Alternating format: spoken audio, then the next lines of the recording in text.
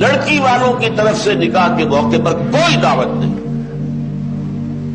قطعاً ثابت نہیں۔ شادی کی دعوت صرف ایک ہے اور وہ ولیمہ ہے، صرف ایک۔ اور دیکھیے ولیمہ کیوں ہے؟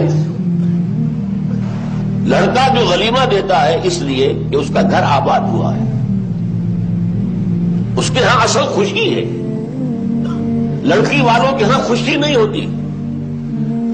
زیادہ سے زیادہ آپ کہہ سکتے ہیں سائی آف ریلیف، کہ ایک ذمہ داری کا بوجھ تھا آج وہ اتر گئی، اللہ کا شکر ہے، بس خوشی ہو سکتی ہے۔ گھر سے بچی نکل رہی ہے،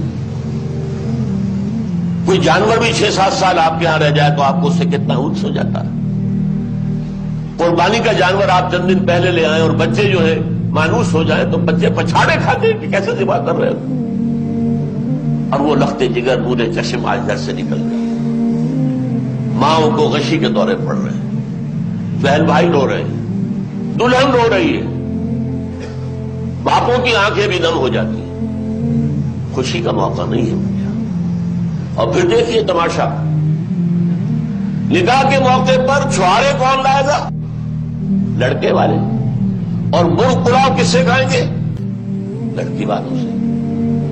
تو ذرا عقل کے ناخن لو، جو تمہیں مرغ پلاؤ اور مدنجن کھلا سکتا ہے وہ چھوارے نہیں بانٹ سکتا تھا؟ یہ کیا ہے؟ یہ وہی ہے، ہندوانہ پس منظر اور ہمارا اسلامی پس منظر دونوں یہاں گڑبڑ ہو گئے۔ اور اس کے ضمن میں آپ کو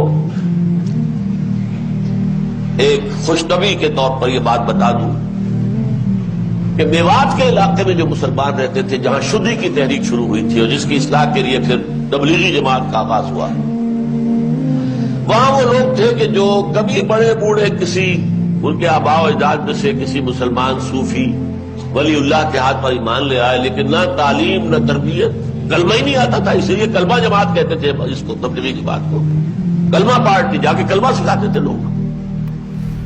ان کے ہاں سنا ہے نام بھی ایسے ہوتے تھے، آدھا ہندو نام آدھا مسلمان نام۔ وہ لاہور میں ایک بزرگ بھی ہے جن کا کہ ہوش بھی ہوتا ہے، مادھو لال حسین، بڑے بزرگ۔ شادی میں کیا کرتے تھے؟ اچھا جی مولوی جی کو بلا لو، وہ مولوی تو کہہ نہیں سکتے تو مولوی جی کو بلا لو، وہ بول پڑھوا دے۔ لیکن یہ صرف کہنے سے میں نے قبول کیا، یہ دکھا ہو گیا، بندھن بن گیا، کوئی بات نہ ہوئی۔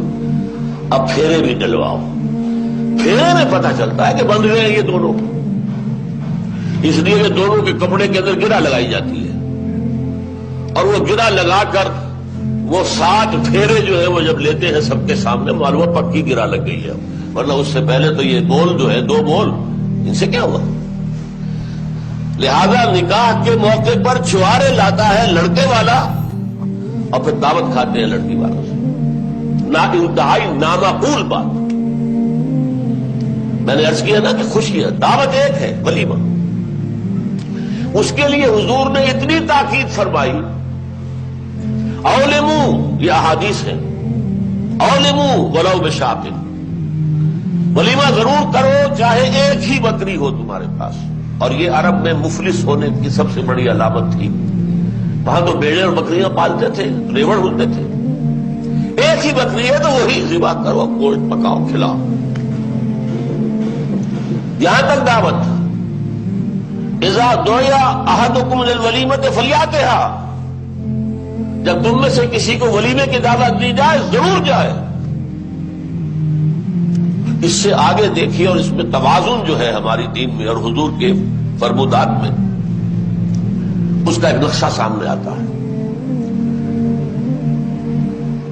بے شک طعام و طعام الولیمہ، ولیمے کا کھانا برا کھانا ہے۔ کیوں؟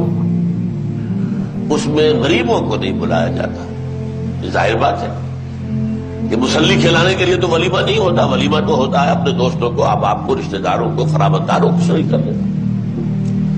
لیکن اس کے باوجود، اسی حدیث کا ٹکڑا، اس کے باوجود میں تم سے کہتا ہوں کہ جسے بلایا جائے اگر وہ نہیں جائے گا تو وہ اللہ اور اس کے رسول کے حکم کی خلاف ورزی کرے گا۔